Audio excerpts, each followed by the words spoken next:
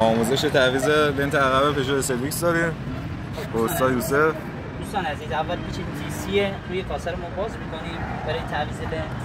اول از همه بکنید لنت شرکتی، لنت متفرقه به هیچ عنوان نندازید. لنت شرکتی فقط. واسه که در آوردیم. یه جلو متین یه جلو قشنگ ببینم. کاسه که در آوردین اول از همه سیم دستی رو شما باید آزاد کنید. به این صورت سیم دستی که آزاد شد دو تا پین داره با پولکی، اینا رو آزاد می‌کنید.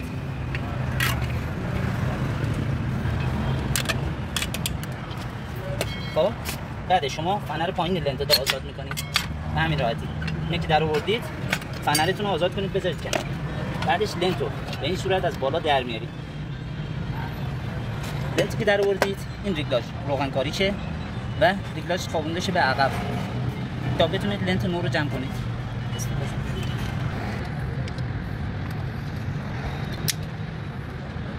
می‌بینید فنر از پایین میخوره ریگلاژ و ریگلاژ ما روغنکاری کردیم، ریگلاژ رو خوابوندیمش به عقب که بتونیم لنتمون رو راحت جمع کنیم. یک نکته توجه کنید، این پینه هرگز نیفته، این پینه باشه حتما، اگر نداره این پینه تهیه کنید بذارید روی ریگلاژ. این فنرم خمش به سمت می‌بینید پایینه و این خمش به سمت بالا به سمت ریگلاژ اهرم میفته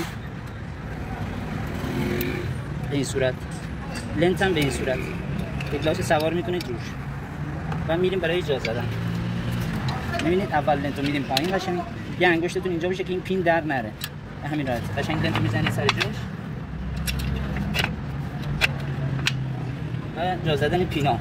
اول پینا رو این برای جا میزنیم.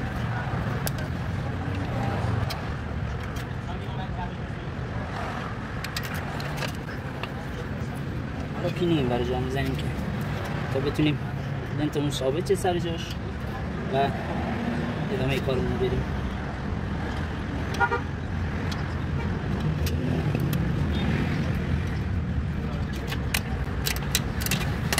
پین کامل جا نشست. حالا نوبت فنر پایینه.